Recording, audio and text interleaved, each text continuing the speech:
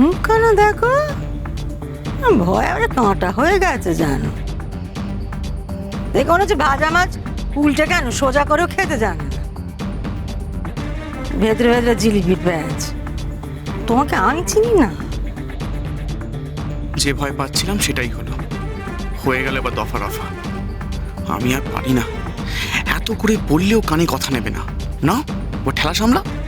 বুড়ি ঠিক গন্ধ পেয়ে চলে আসে। কবে যে বিটকেল শাশুড়ির হাত থেকে রক্ষা পাবো কে জানে। হাড় মাছ জ্বালিয়ে দিল। তুমি কি ভেবেছিলে শাড়ি বুড়ি হয়েছে, বড় উমার হাতে সংসারে ভাত তুলে দিয়েছে, আর তুমি যা ইচ্ছে তাই করে বেড়াবে, তাই তো?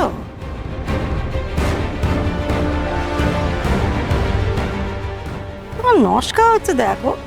শোনো, ভালো করে শুনে রাখো, আমি শ্যামলকে বলে দিয়েছি নিশিতের সঙ্গে হাত মিলিয়ে দেওয়ালকে ব্যবসা দাঁড় করাবে, খরচাপাতি যা হবে ভাগ করে নেবে। এই কথা যেন অন্যতা না হয়।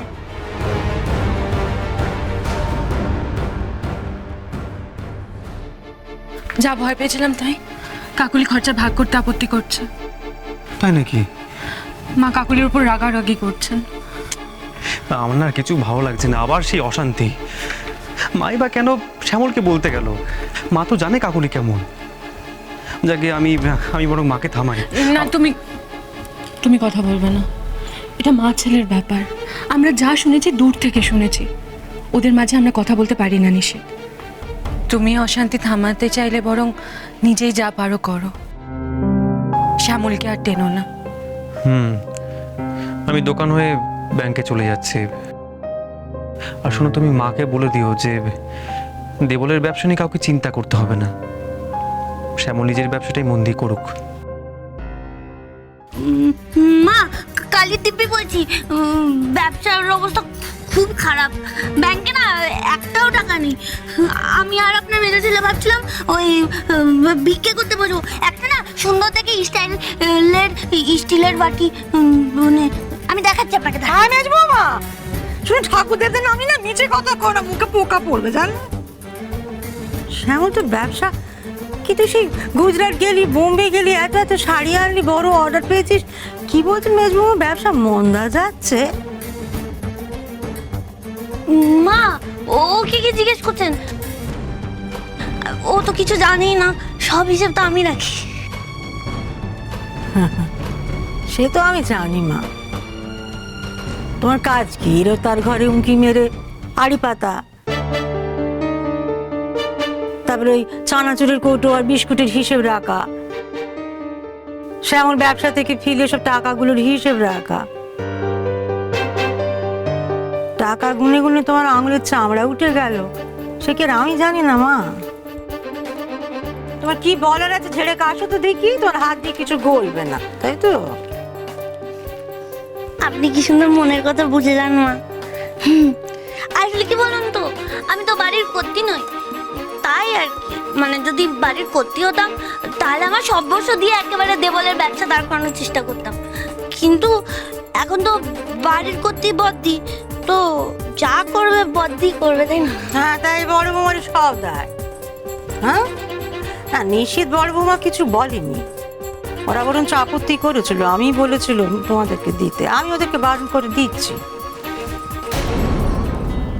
আমার মেজো ছেলে তার বউয়ের কথায় ওঠে বসে, সে তার হাত থেকে কিছু বার করবে না। না না, কি না না শ্যামল? তোমাকে বরদার সাথে এইসব নিয়ে কথা বলতে হবে না, আমি বলে নেবো।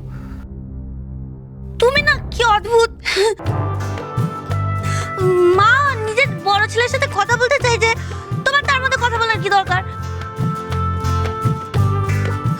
অদ্ভুত ছেলে, বড়দের মাঝখানে কথা বলতে নেই, তুমি জানো না? ছি ছি, বড়রা যা বলে সেটা মাথা পেতে মেনে নিতে হয়, তাই না মা বলুন? কি ছেলে পেটে ধরেছি আমি, এই ছেলের ওপর আমি কিনা ভরসা করছিলাম। কেন যে এইসব করেন মা কে জানে। কে আপনাকে ভরসা করতে বলেছিল আমাদের উপর? আমি নিশিতার বড় বৌমাকে বলে দেবো, যা করার ওরাই করবে, আমি আর এ নিয়ে মাথা ঘামাবো না। একটা কথা স্পষ্ট করে শুনে রাখো মেজ বৌমা, এত হিংসে মন নিয়ে না সংসার সামলানো যায় না। সংসারের কর্ত্রী হতে গেলে সবকিছু দিতে জানতে হয়। হ্যাঁ গো, সব ব্যাপারে নিজের মাথাটা আগে এগিয়ে দিতে হয়, তবে সংসারের মাথা হওয়া যায়। আর তোমাকে একটা কথা বলেছিলাম না, তুমি বড় বৌমার মতো কখনো হতে পারবে না, তার জন্য তোমাকে আবার জন্ম নিতে হবে। এটা আগেও বলেছিলাম, আবার বললুম, কথাটা মিলিয়ে নিও।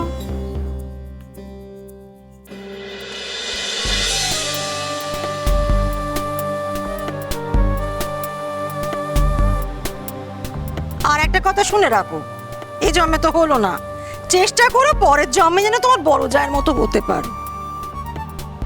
আবার ইনশাল, আবার বারবার এভাবে আমি কেস খাবো না বদ্দি। খুব শিগগিরই এর শোধ আমি তুলবই।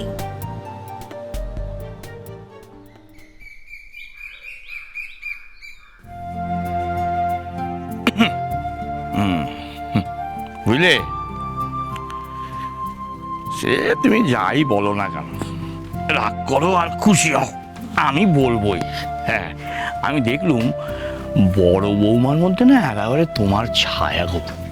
হ্যাঁ, সংসারের সব দিক কেমন নজর রাখে বলো দেখি, একটি জিনিস এদিক থেকে ওদিক হওয়ার জো নেই। তাই তো দেখছি, সকালের পুজো সন্ধে আর কিছু তো বলে দিতে হচ্ছে না, সব সুন্দর করে যাচ্ছে। আর আমাদের বড় ছেলে, আমি তো যত দেখছি অবাক হচ্ছি বুঝলে। হ্যাঁ, এমন ছেলের জন্ম কি আমরা দিয়েছিলাম বলো দেখি, একেবারে সাক্ষাৎ ভোলা মহেশ্বর। আরে ওই তো দেখলুম নিশিত দেবলের দোকান সুন্দর করে সাজিয়ে দিয়েছে, মেশিনপত্র সব এসে গেছে, দেখলে না অবাক হয়ে যাবে। বড় বৌমা নিশিতকে দেখলে না চোখ জুড়িয়ে যাবে। আমার তো ভয় হয় বাপ মায়েরই না নজর লেগে যায়। সে কি আর বলতে, তুমি কেমন গা ঘোষমশাই, নিজের ছেলের দিকে নজর দিচ্ছ?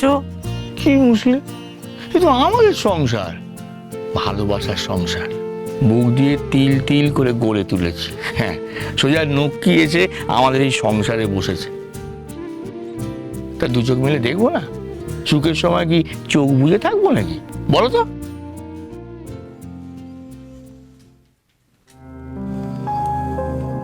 কি গো,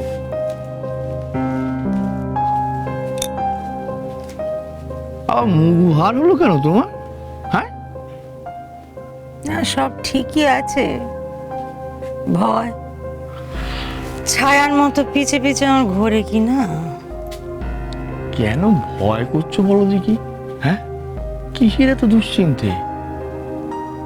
বড় বৌমা আছে, নিশিত আছে, তার তো সব দেখছে।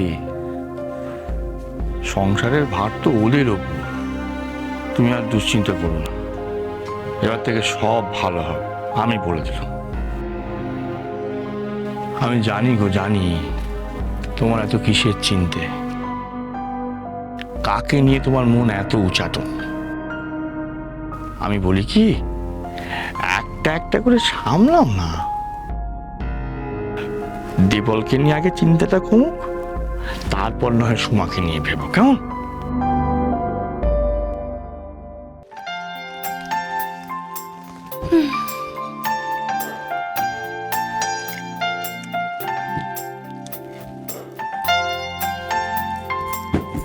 শশী, আজ আমার খুব আনন্দ হচ্ছে। বাহ, তোমাকে তো খুব খুশি খুশি দেখাচ্ছে। আমি খুশি হব না?